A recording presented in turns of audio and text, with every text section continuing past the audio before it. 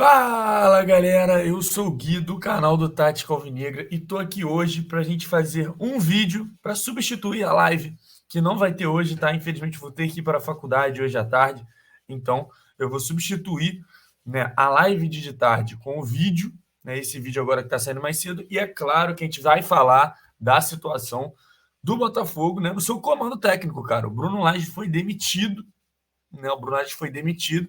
Eu até pensei em fazer a live ontem, mas estava na faculdade também. Vocês sabem como é que é difícil de noite para mim.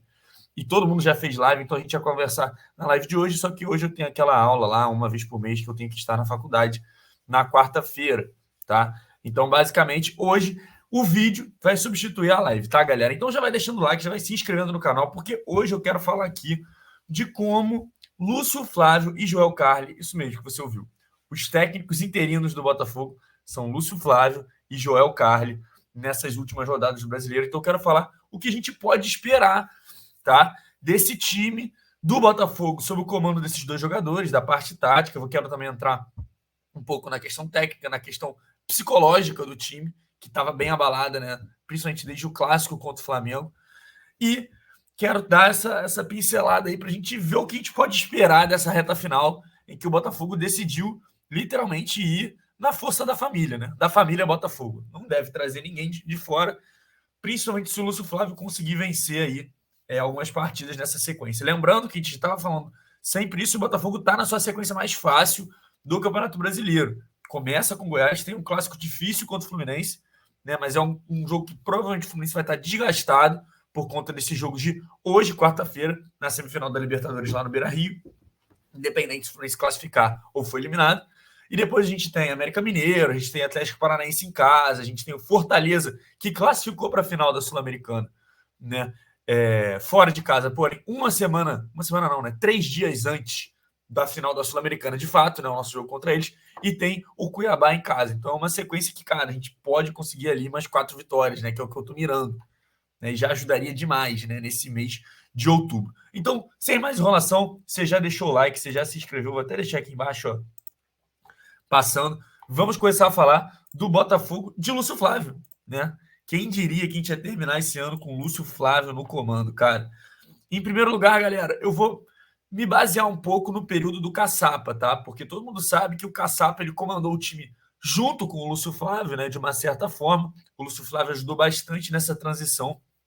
Então, eu vou pegar como parâmetro aqui os times do Caçapa, que eu acredito que tiveram uma grande influência de decisão do Lúcio Flávio, tá? Lúcio Flávio que foi jogado para o alto quando o Caçapa saiu, Caçapa foi jogado para o alto também, então o elenco gosta dele, e eu acho que a primeira questão de saber gerir o elenco é algo que o Lúcio Flávio já tem, e que o Bruno Lage não teve, né? Que o Bruno Lage não teve, infelizmente. Então, ó, os dois times aqui, eu vou colocar, na verdade, os times que entraram contra o Vasco, Grêmio e Bragantino, tá? Se eu não me engano, foram esses 3 jogos do Caçapa, né? Ou o Bragantino já era o Laje? Não, o Bragantino era o Caçapa ainda, né? Correto? Acho que é isso mesmo. É Vasco, Grêmio, Bragantino e Patronato. Isso aí. Então, Lucas Perry era o goleiro. A zaga era Adrielson e Vitor Cuesta, tá? Eu tô com o time aqui aberto para trazer para vocês. O lateral esquerdo era o Hugo, tá? Somente no jogo contra o Grêmio, o Marçal voltou a jogar, de fato. Deixa eu trazer aqui o Hugo para o campo. Então, o Hugo jogou contra o Vasco. O Hugo jogou contra o Grêmio também, tá? E aí, contra o Bragantino, já era o Marçal. Então, existe aí uma dúvida entre Hugo e Marçal, porque o Marçal ficou machucado naquela época. Mas, galera, não sei bem se o Marçal iria pegar essa vaga do Hugo hoje, não, tá? Não sei, não, mas vamos deixar os dois aí. Na lateral direita foi o de Plástico. A dupla de volantes em todos os jogos, tá? Tudo bem que a gente não tinha o Pires, mas em todos os jogos foi Marlon e Tietê. Acredito que ele não deve mexer nisso, tá? Não deve mexer nisso. Lembrando que, só uma informação aqui no meio do vídeo, o Marlon e o Segovinha curtiram, tá? O post em que o Botafogo anunciava a demissão do Bruno Lage. Então já dá para ver como é que estava o clima do elenco, né, cara? Já dá para ver como é que estava o clima do elenco. No meio, né, centralizado, é o Eduardo, o jogador. Cara, inclusive o Eduardo é uma das minhas grandes esperanças de reviravolta, né, com esse time do Lúcio Flávio, cara. E já já vou explicar o porquê. Do lado esquerdo, quem estava jogando era o Luiz Henrique, tá?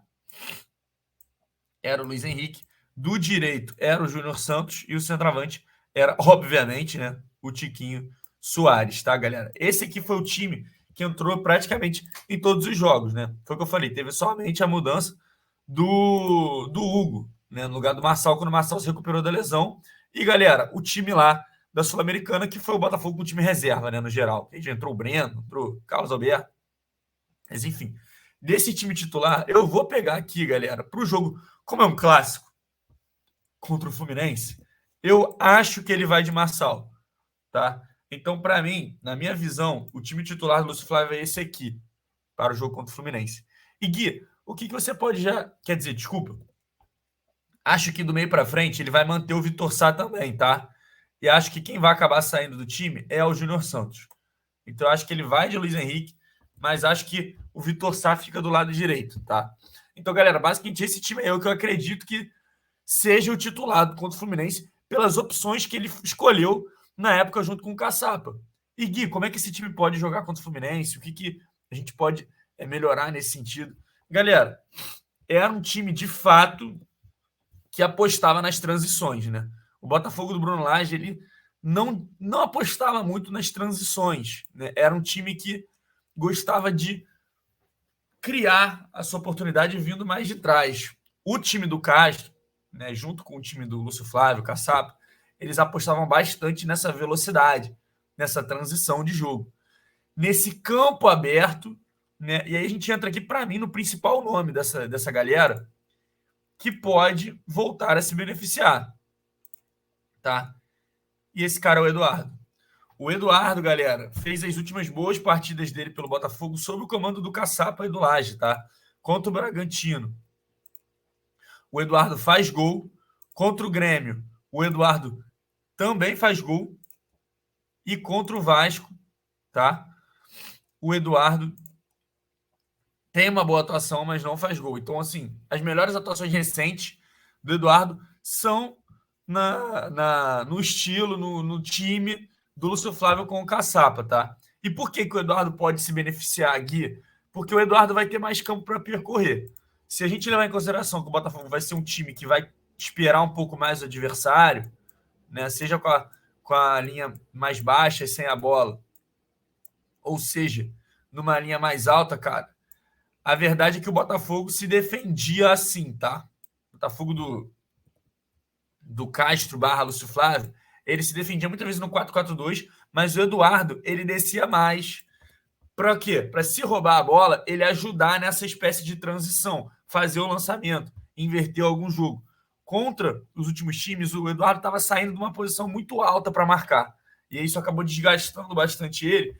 E também acabou gerando, na minha visão, o time do Bruno Lage tinha um espaço muito grande entre as linhas, tá? Sejam as linhas do meio e da defesa, e do meio e do ataque. Então, cara, acredito que vai ser um time mais conservador, com o Eduardo numa posição um pouco mais baixa. Então, o Botafogo vai admitir uma postura de marcar em um bloco um pouco mais baixo, na minha visão, tá? E explorar bastante as saídas em velocidade do Vitor Sá, do Luiz Henrique, do Júnior Santos, caso ele entre, tá? Do próprio Carlos Alberto, caso volte a jogar. Acho que essa vai ser a grande mudança para o Botafogo do Bruno Lage, que tinha um estilo de jogo um pouco mais cadenciado, né? Não aproveitava tanto essa transição, essa velocidade, que foi muito importante para o time do Botafogo fazer aquele primeiro turno impecável, né? O melhor primeiro turno da história dos pontos corridos. Então, vejo isso se repetindo com a bola no pé no ataque, tá? Vejo também um time que vai tentar acelerar o jogo por conta das inversões. O que você está falando, Gui? Não vejo os laterais subindo tanto para atacar como subiam os do Bruno Lage.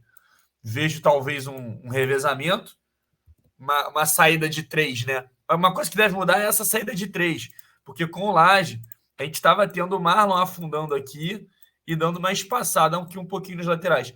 Acredito que o Marlon vai subir para essa segunda linha agora, tá? E aí deve variar. Adrielson, Cuesta e Marçal, ou Cuesta, Adrielson e de Plácido, acredito que a linha de 3 da saída de bola deve voltar a ser com um dos laterais, tá?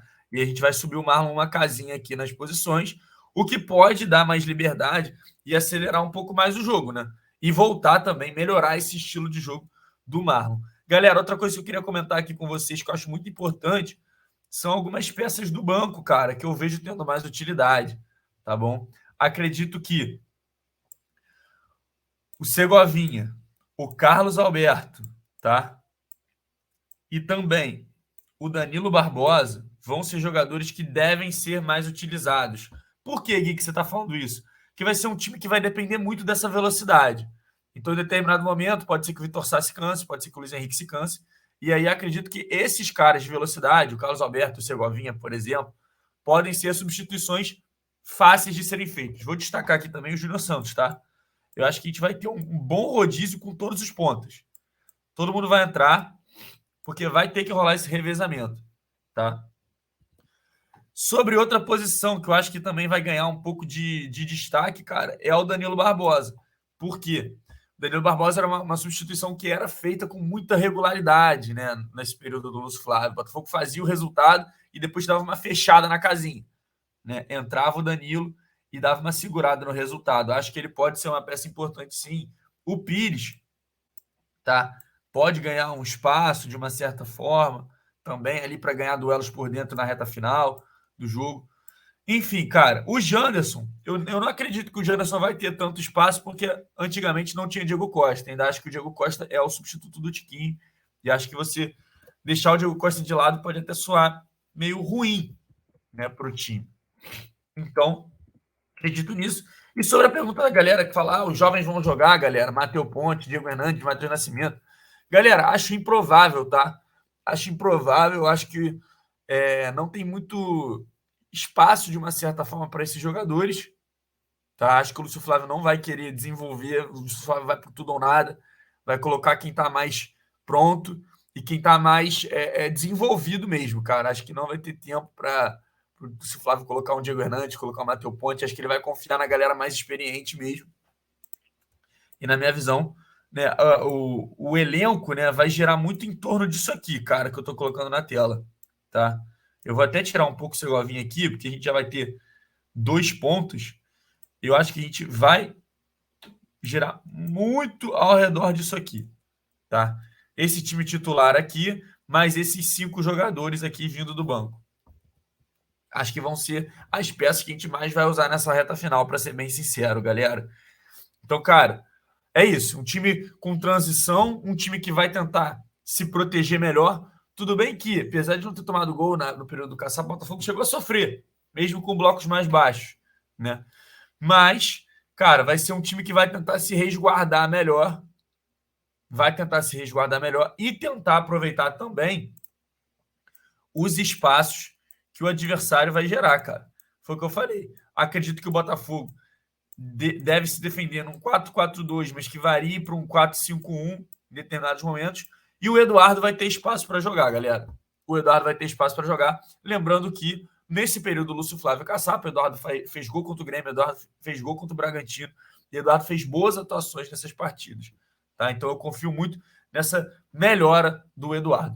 Então, galera, deixa aí no chat o que você achou da escolha do Lúcio Flávio, se você é a favor, se você é contra, se você tem algum técnico que você quer sugerir aí para o Botafogo escolher, no caso. E também deixa o like, obviamente. Se inscreva no canal, a gente está muito perto de bater os 10 mil inscritos. Então, pô, dá essa moral para a gente, por favor. E coloca aí no chat, cara. Você está acreditando? O que você acha que vai melhorar com o Lúcio Flávio? Eu quero saber. Valeu, galera. Até a próxima. Um abraço e fui.